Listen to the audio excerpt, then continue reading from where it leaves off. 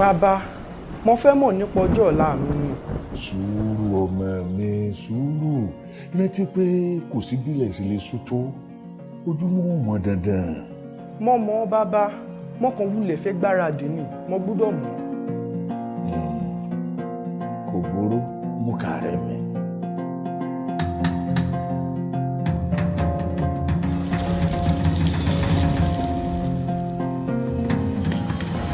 Ó ń ṣe ọ́ bí ikọ̀ tí mò ń tọ́ dà lọ́la. Ṣùgbọ́n àìgbọ́n sí ohun tá a bá mọ̀. Ẹlẹ́dàá rẹ̀ lágbára pọ̀. Òun náà ni ó sì ṣamọ̀nà bí gbogbo òpin rẹ̀ ó sì tú ọ lọ. Ọ fojú rinjú pẹ̀lú àwọn ẹrù mọ̀lẹ̀.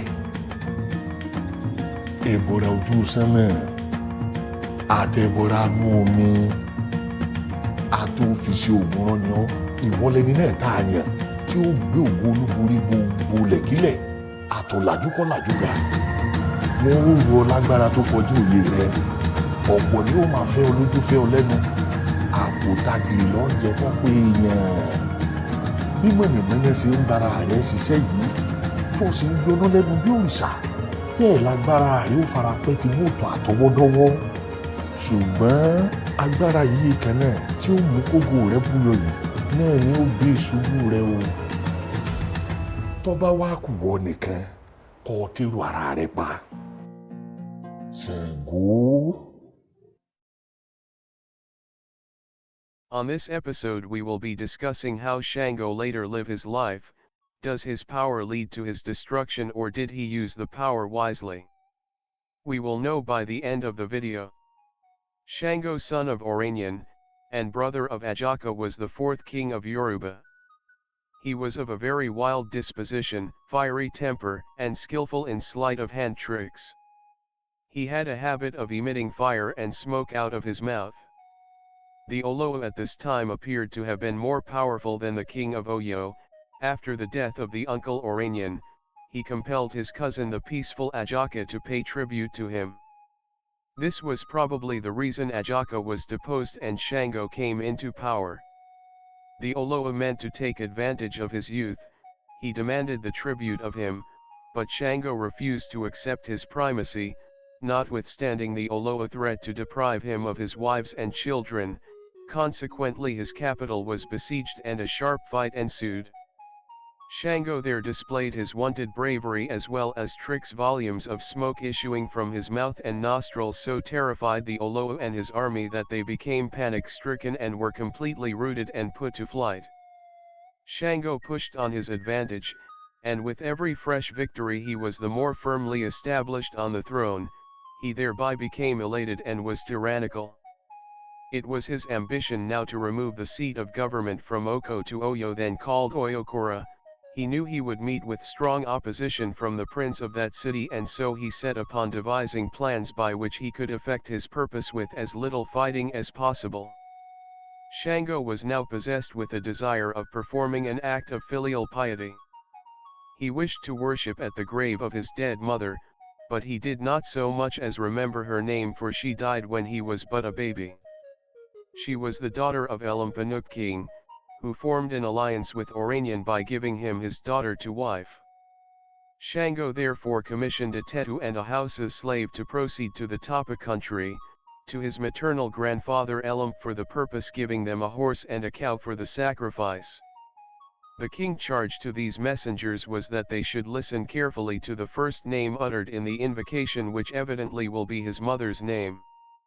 The messengers were heartily welcomed and highly entertained by Elam, their king's grandfather, so much so that the Hausa forgot himself and the duty he was charged with.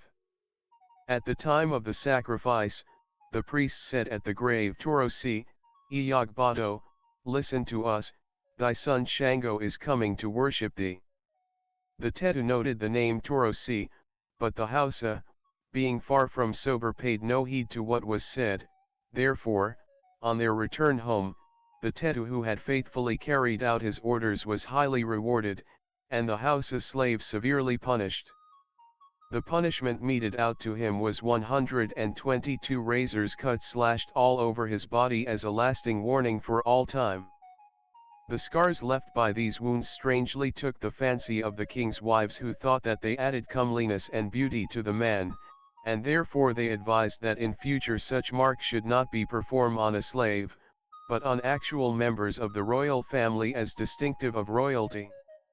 Shango took this advice, and placed himself first in the hands of the Olo'olas, which means, the markers. But he could stand only 2 cuts on each arm and forbade them to proceed any further. This is what is termed Iyo. The marks onto the stays retained in the royal family as a distinctive badge of royalty. When the king had determined upon taking Oyokora, it occurred to him to employ this as device by which he could effect his purpose without loss of life. He thereupon sent the house's slave to Oloyokoro for him to see how beautiful the slave looks with these marks, and that it has been resolved to use the same mark of royalty. He therefore advised the Oloyokoro go submit himself to be marked, with his principal chiefs for ranks and beauty, stating that he himself has done so. To this they agreed, the marker were sent over there, and admirably did they perform their tasks. But on the 3rd day, when Oloyokoro and his chiefs were very sore, Shango appeared with his force against them. No resistance could be offered and the city fell easily into his hands, and he brutally put to death the prince and his chiefs. So the seat of government was permanently removed from Oko to Oyo, the ancient Iyo or Kadunga. During Shango reign for about 7 years, the whole of which period was marked by his restlessness. He fought many battles and was fond of making charms. He was said to have the knowledge of some preparation by which he could attract lightning. The palace at the Oyo was built at the foot of a hill called Oak Ajaka, which means Ajaka Hill. One day the king ascended this hill accompanied by his courtiers and some preparation by which he could attract lightning. The palace at Oyo was built at the foot of the hill accompanied by his courtiers and some of his slaves, among whom were 2 favorites, Biri and Omaran. Some of his cousins went with him, but none of his children. He was minded to try the preparation he had, thinking it might have been damp and useless. He first made the experiment on his own house. But it took effect. A storm was immediately raised and the lightning had struck the palace before they come down the hill, and the buildings were on fire. Many of Sango's wives and his children perished in this catastrophe. Sango, who was the author of his misfortunes, became alarmed and dismayed at what had happened, and was later asked to abdicate the throne due to his ash rule after the incidents. He was said to have caused 160 persons to be slain in a fit of anger, of those who were showing much concern and over-anxiety on his behalf and who would prevent him by force from carrying out his resolve. Thus determined, he set out of his fateful journey with a few followers. Biri, his head slave and favorite, was the first to regret the step taken, and to urge on his master to yield to the entreaties of those citizens of Oyo, who with all loyalty promised to replace his losses, as far as man can do it, and to rebuild the palace. But finding the king inexorable, he forsook him and returned to the city with all his followers. Omaran likewise followed his example, and the king was thus left alone. And for shame he could not return home, and so he was resolved to put an end to his own life, and climbing on a shea butter tree, he hanged himself. His friends, hearing of this tragedy, went immediately and performed for him the last act of kindness, by burying his remains under the same tree. On hearing the king's death, his personal friends followed his example and died with him.